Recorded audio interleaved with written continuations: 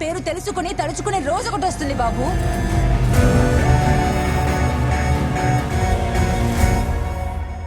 నువ్వు ఈ నేలని ఏళ్తావు బాబు. అప్పుడు వాడికి తెలియదు నేలంటే ఏంటి, దాన్ని ఏలడం అంటే ఏంటని. అన్నిటికన్నా ముఖ్యంగా అప్పటికే అక్కడ ఒకడు ఏలుతున్నాడని. గురునాథ్ ఈ సామ్రాజ్యాన్ని ఏలుతున్న రారాజు. గత 20 సంవత్సరాల రాక్షస చర్యలకు ఒక గుడి కడితే అందులో ఉండే విగ్రహం అతనిదే. నేను నీలాగే అనుకునేవాడిని. చాలా కష్టపడి నిజాయితీగా ఉంటే జీవితంలో ఎదుగుతామని.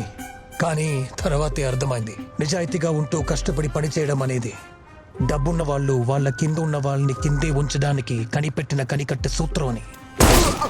రియల్ ఎస్టేట్ రేట్లు ఆకాశాన్ని అంటుకుంటున్న వేళ భూమి విలువ అంచెలంచెలుగా పెరిగి ప్రాణం విలువ కొంచెం కొంచెంగా తగ్గడం ఆరంభమైంది. గురునాథ్ ఎక్కడి నుంచి వచ్చాడో ఎవరికీ తెలియదు, కానీ ఈ నగరంలో బార్ కల్చర్ కి కేర్ ఆఫ్ అడ్రస్ మాత్రం అతనే.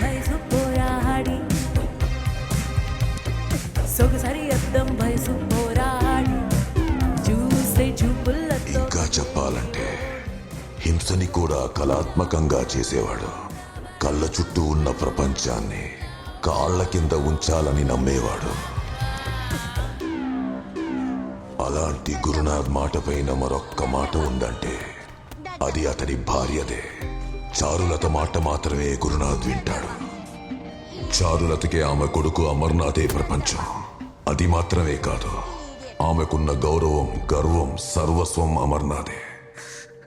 నేను తప్పుగా చూస్తున్నా అంటున్నావు, నువ్వు మాత్రం తేలిగ్గా తీసుకుంటున్నావు.